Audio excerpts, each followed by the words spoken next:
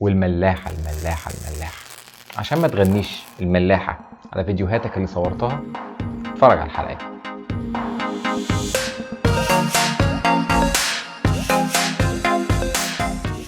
السلام عليكم ورحمة الله وبركاته، معاكم مدحت. كلنا بتواجهنا مشكلة في مقاطع الفيديو. مقاطع الفيديو اللي احنا صورناها احيانا الكاميرا فصلت، المقطع راح. الموبايل فصل شحن وانت بتصور، المقطع راح.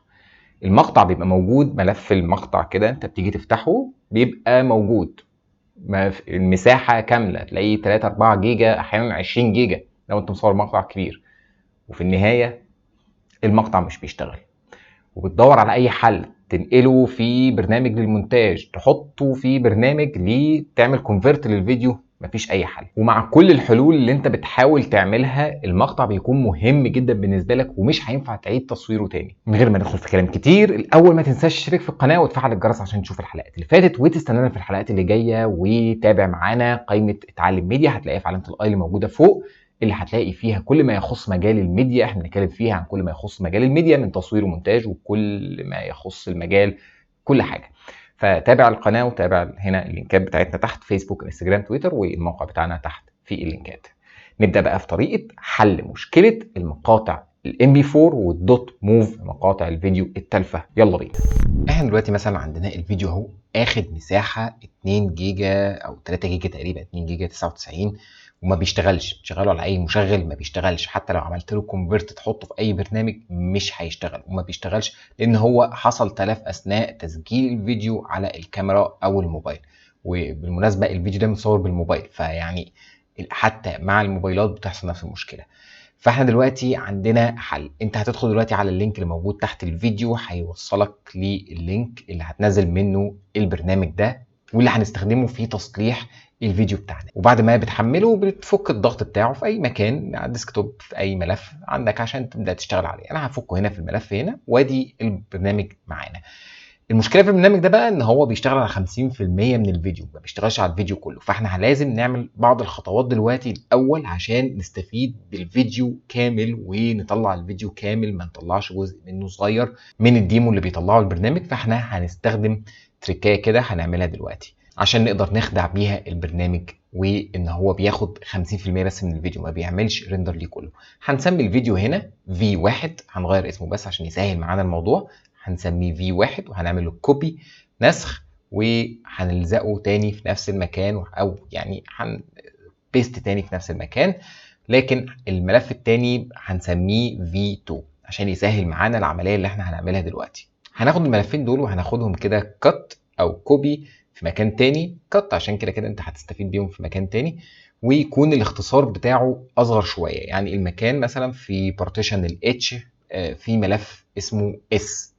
خلي بالك عشان ده هنستخدم الاسماء دي او الاسم اللي انت هتكتبه في الملف، عشان كده بنختصره باسم صغير. هنفتح الكومنت برومت واللي هو السي ام دي الخاص بالويندوز عندك، وهنبدا نكتب الكود ده بحيث ان احنا نغير كمان البارتيشن للاتش اللي احنا موجودين فيه، او على حسب انت اللي موجود فين. هنكتب سي دي، بعد كده مسافه، شرطه مايله، دي مسافه، والبارتيشن اللي انت هتستخدم فيه الملف ده او حاطط فيه الملف ده، اللي هو عندنا هنا الاتش، وبعد كده نقطتين في بعض.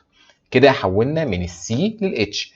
هنكتب بعدها بقى سي دي مسافه اتش نقطتين فوق بعض، وبعد كده هنعمل شرطه مايله العكس، وهنعمل اس اللي هو الملف اللي احنا حاطين فيه الفيديوهين. طبعا بعد ما بتعمل انتر بيبدا يحط لك خطوه تانية. هنبدا نكتب هنا كوبي شرطه مايله بي مسافه v1 دوت mp4، طبعا ده اسم الملف بتاعنا والصيغه بتاعته، بلس زائد يعني v2 اللي هو الفيديو الثاني دوت mp4، عشان يدمج الفيديوهين دول في فيديو واحد ونقدر نستخدم البرنامج ده ويعمل لنا زي تصليح للملف كامل.